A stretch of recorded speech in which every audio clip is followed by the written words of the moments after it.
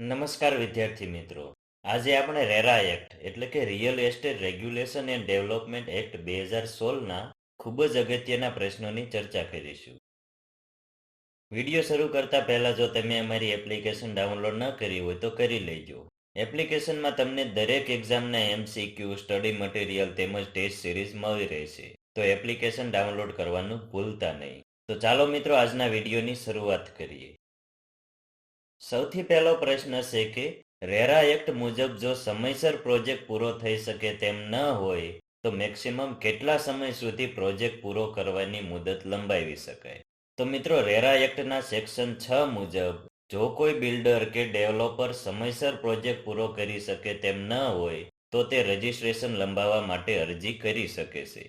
અને regulatory authority project પૂરો કરવાની મુદત વધુમાં વધુ 1 વર્ષ સુધી લંબાવી શકે છે. અને આ વધારો ફોર્સ મેજર એટલે કે કુદરતી આપત્તિઓ જેમ કે યુદ્ધ, પૂર, આગ, વાવાઝોડું, ધરતીકંપ અથવા અન્ય વ્યાજબી કારણોસર આપવામાં આવે છે.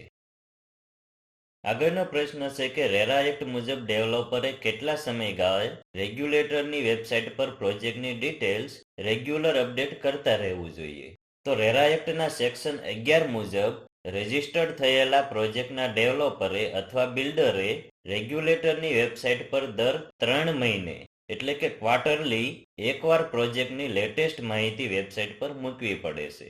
તો ડેવલપરે નીચેની વિગતો અપડેટ કરતા રહેવું જોઈએ, જેમ કે રજિસ્ટ્રેશનની ડિટેલ્સ, મંજૂરી મળેલા અને બાકી રહેલા મંજૂરી પત્રકોની સ્થિતિ, કેટલા એપાર્ટમેન્ટ કે પ્લોટ બુક થયા છે તેની સંખ્યા, પ્રોજેક્ટના બાંધકામની અત્યારની સ્થિતિ અને ગેરેજ અથવા પાર્કિંગના બુકિંગની સંખ્યા. આ દરેક વિગત ડેવલપરે અપડેટ કરતા રહેવું જોઈએ. આગળ જોઈએ તો રિયલ એસ્ટેટ રેગ્યુલેટરી ઓથોરિટીની વેબસાઇટ મેન્ટેન કરવાની અને અપડેટ કરવાની જવાબદારી કોની છે?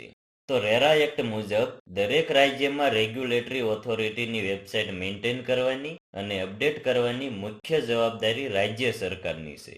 કાયદા મુજબ દરેક રાજ્ય સરકાર પોતાના રાજ્ય માટે એક રિયલ એસ્ટેટ રેગ્યુલેટરી ઓથોરિટીની સ્થાપના કરે છે. જેમ કે ગુજરાત માટે ગુજરારા અને મહારાષ્ટ્ર માટે મહારેરા.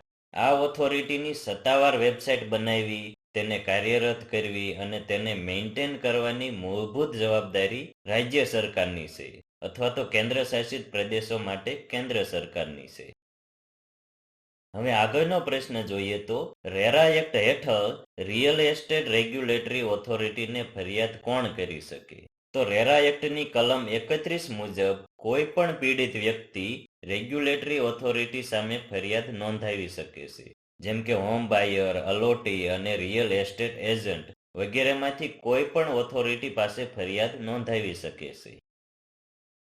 આગળ જોઈએ તો કોઈ પણ પ્રોજેક્ટ માટેની જમીન મિનિમમ કેટલી હોય તો તેનું રેરા એક્ટ હેઠળ રજિસ્ટ્રેશન કરાવવું પડે.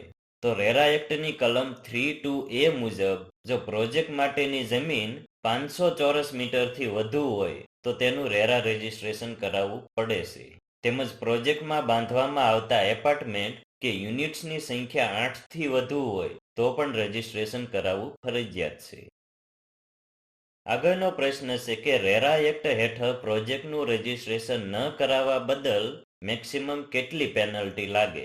તો રેરા એક્ટની કલમ 59 મુજબ જો કોઈ પ્રમોટર કે બિલ્ડર કલમ 3 હેઠળ પ્રોજેક્ટનું રજિસ્ટ્રેશન કરાવ્યા વગર જાહેરાત કરે અથવા બુકિંગ લે તો ઓથોરિટી તેને પ્રોજેક્ટની અંદાજિત કિંમતના 10% સુધીનો દંડ ફટકારી શકે છે. અને જો બિલ્ડર ઓથોરિટીના આદેશ પછી પણ રજિસ્ટ્રેશન કરાવતો નથી અને નિયમોનું સતત ઉલ્લંઘન ચાલુ રાખે છે તો તેને 3 વર્ષ સુધીની જેલની સજા પણ થઈ શકે છે. આગળ જોઈએ તો રેરા એક્ટ હેઠળ બિલ્ડરે ઘર ખરીદનારાઓ પાસેથી મેળવેલી કુલ રકમના કેટલા ટકા નાણાં એક અલગ અનુસૂચિત બેંકના ખાતામાં જમા કરાવવા પડે છે? તો રેરા એક્ટની કલમ 42LD મુજબ બિલ્ડરે ઘર ખરીદનારાઓ પાસેથી મેળવેલી કુલ રકમના 70% નાણાં એક અલગ અનુસૂચિત બેંકના ખાતામાં જમા કરાવવા પડે છે. અને આ ખાતાને સામાન્ય રીતે એસ્ક્રો એકાઉન્ટ અથવા સેપરેટ એકાઉન્ટ કહેવામાં આવે છે. અને આ 70% રકમનો ઉપયોગ માત્ર અને માત્ર તે પ્રોજેક્ટના બાંધકામ અને જમીનની કિંમત ચૂકવવા માટે કરી શકાય છે. આગળનો પ્રશ્ન છે કે જો કોઈ પ્રમોટર કે રિયલ એસ્ટેટ એજન્ટ વિરુદ્ધ ફરિયાદ મળે તો રેરા ઓથોરિટીએ કેટલા સમયગાળામાં તે ફરિયાદનું નિવારણ લાવવું જોઈએ? તો મિત્રો, રેરા એક્ટની કલમ 29 મુજબ ઓથોરિટીએ કોઈ પણ ફરિયાદ મળ્યાના 60 દિવસની અંદર તેનો નિકાલ કરવાનો પ્રયત્ન કરવો જોઈએ. અને જો કોઈ કારણસર 60 દિવસમાં કેસ સોલ્વ ન થઈ શકે તો ઓથોરિટીએ વિલંબ થવાનું લેખિત કારણ જણાવવું પડે છે. આગળનો પ્રશ્ન છે કે રેરા એક્ટના અમલીકરણ માટે કયું મંત્રાલય જવાબદાર છે? તો ભારત સરકારનું ministry of housing and urban affairs એ રેરા એક્ટના અમલીકરણ માટેનું મુખ્ય મંત્રાલય છે. આ મંત્રાલયે જ રેરા કાયદાનો ડ્રાફ્ટ તૈયાર કર્યો હતો અને તેને સંસદમાં રજૂ કર્યો હતો. તે કેન્દ્રીય સ્તરે કાયદાના નિયમો બનાવે છે અને રાજ્યોને તેના અમલીકરણ માટે માર્ગદર્શન આપે છે. હવે આપણો છેલ્લો પ્રશ્ન છે કે રેરા એક્ટ મુજબ બિલ્ડિંગ પ્લાનમાં ફેરફાર અથવા બીજા કોઈ ફેરફાર માટે ડેવલપર મેક્સિમમ કેટલો ચાર્જ લઈ શકે છે? તો મિત્રો, જો કોઈ ડેવલપર બિલ્ડિંગ પ્લાન અથવા ડિઝાઇનમાં ગ્રાહકની વિનંતીથી કોઈ નાના ફેરફારો કરે છે તો તે પ્રોજેક્ટની કુલ કિંમતના 2%થી વધુ ચાર્જ લઈ શકતો નથી. અને જો બિલ્ડરે આખા બિલ્ડિંગના લેઆઉટ પ્લાન અથવા મંજૂર કરેલા નકશામાં કોઈ મોટો ફેરફાર કરવો હોય તો તેણે પ્રોજેક્ટના ઓછામાં ઓછા 2/3 ખરીદદારોની લેખિત સંમતિ લેવી ફરજિયાત છે. તો મિત્રો, આ દરેક MCQs અને તેની સમજૂતી તમને નીચે ડિસ્ક્રિપ્શનમાં જે લિંક આપેલી છે ત્યાંથી મળી રહેશે. તેમજ આજનો વિડીયો જોવા બદલ આપનો ખૂબ ખૂબ આભાર. મળીએ નેક્સ્ટ વિડીયોમાં. Thank you.